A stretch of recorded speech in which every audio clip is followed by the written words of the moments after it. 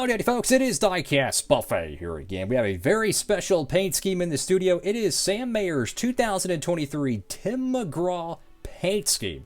I believe it's right at the July Daytona, or no longer July, it's freaking August, but you get what I'm trying to say. This is going to be a fun diecast review. I'm looking forward to it, so make sure to hit that like button, and let's hop into it. Alrighty folks, we're at the good old box, and let's dive into today's diecast review. This diecast review is brought to you by good friends over there at Circle B Diecast, where I picked this one up, and you can too. Make sure you use promo code Diecastbuffet, and you can save on shipping. Any orders $30 or more. So let's go ahead and hop into it, guys. One of my favorite categories for NASCAR diecast sponsorships, two ones that I can really think of. Number one, cleaning products. I don't know why, but I love seeing the Gain paint schemes, the Tide paint schemes, whatever. It could be Armor All. I don't care. I love cleaning product diecasts. For some reason, the paint schemes are always bright and colorful. I love it. And number two is music artists. I don't know why, but I go back to all the different, music groups and bands and all that stuff that is sponsored in NASCAR before. Like, I remember, what's his face? Starlin Marlin, he had Rascal Flatts, I think, on one of his cars. He had Brooks and Dunn. He had Dale Jr. with Three Doors Down, Stained.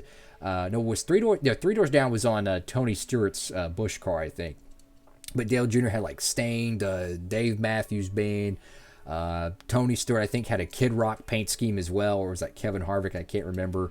Harvick, he had Gretchen Wilson, he had Kiss, a bunch of cool stuff. I like seeing different music groups on the race cars. It's always fun. And they used to do it every year at the fall Richmond race. It was called the Rock and Roll 400, the Chevrolet Rock and Roll 400, or the Monte Carlo 400. So that's what this paint scheme brings me back to an era where we used to see this every year. And I would love to see more of it. It's fun. So you got Mcgraw Standing Room Only, the album. I love the color, theme to it, if you will. The aesthetic, the pink and the yellow. I actually use that kind of color font, or I say font, but the aesthetic gradient for a lot of my YouTube thumbnails. I don't, something about pink and yellow gives you kind of that GTA 6 vibe, you feel me? Can't wait for that game, guys. I want to play I could do a whole video on how bad I want to play that game. Got Camaro right there on the front of the diecast. I do think it's a little bit wonky jaw, unfortunately. Got number one.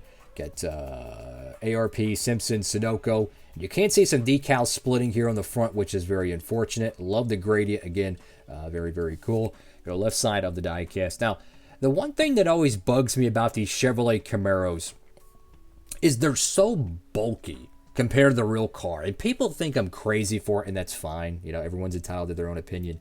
But if you actually took one of these, like a 2023 model Camaro, stripped it down to bare metal, and took a 2018 model Xfinity Camaro, and stripped it down to the bare metal, if you look at them every quarter an inch of the car, you'll notice how much thicker the 2023 is than the 2018. And if you compare the 2018 and the 2023 to the real car, the difference is staggering. When you actually build these things, you see so much detail. I can just look at the car from a certain angle, and I could tell you if it's realistic or not, because of how, when you build things, you're always paying attention to little fine detail and stuff. And this whole portion right here is much taller. The hips of the car are wider. The nose of the car is gargantuan compared to the real ones. And when you have decal sets, they don't match up. That's just my little 2 cents on there. I love that gradient right there. That Sam Mayer. That's really cool. Got Exalta, American flag, Hux, Mcgraw Standing Room Only, now available. You got Big Machine Racing or Vodka or whatever the biff they have. I don't know what that is. Smart Parcel 24/7. Speaking of GTA, that's a gas station on that game. 24/7. It's a parody of 7-Eleven. Dude, how cool would that be if 7-Eleven was a sponsor in NASCAR, bro? That would be dope. I got number one right there. Cup Series, 85th Anniversary Xfinity Mobile 1. What is it? Arrowhead Brass. Almost said Hollywood Brass. I don't know why. Comedic. Now, the Goodyear decal, it took the day off, so that's always good. Love the paint scheme, though. And this is another cool kind of a thing about this. Now, look at the number one and the gradient pattern. It's really shiny once you get it in the light. It's got a semi-gloss to it. Now, look at the black paint of the car. Notice how it's very flat.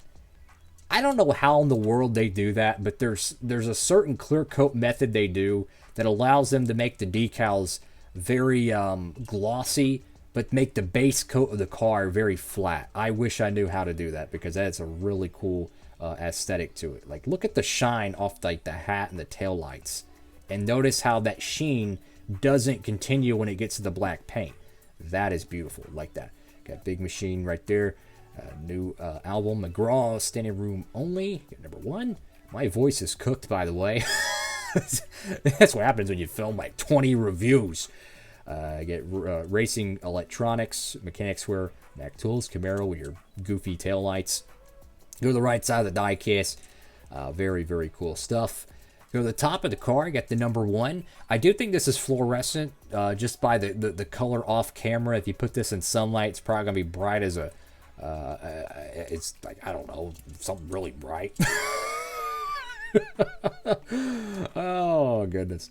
Got Big Machine label group there, Mayor, and whatever the biff that is there, QPS Employment Group. Never heard of it. Anyways, my honest thoughts on this diecast. It's a cool little paint scheme. I'm surprised it actually got made.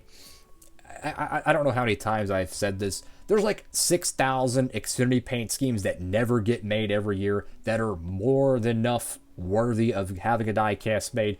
Great sponsors, great looking race cars. I mean, they had a freaking Buffalo Wild Wings diecast they could have made, and they didn't do it. Like, are you joking me? Like, they had a truck and an Xfinity sponsored by Buffalo Wild Wings, and they could have made a freaking diecast out of it. They said, nope.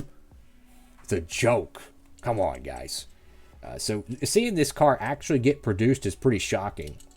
And what might be even more shocking is the fact that they didn't make Sam Mayer's primary car in the 1/64 scale.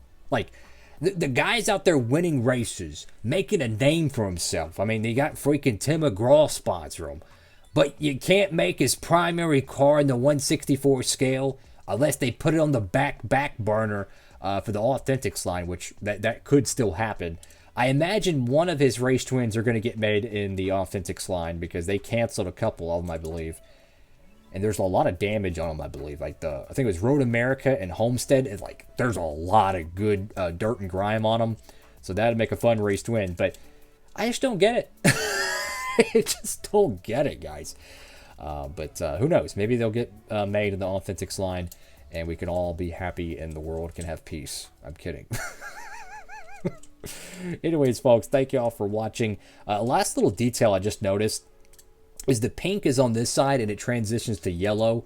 I like that, how both sides of the car kind of have a different hue of color to it. Very, very sharp.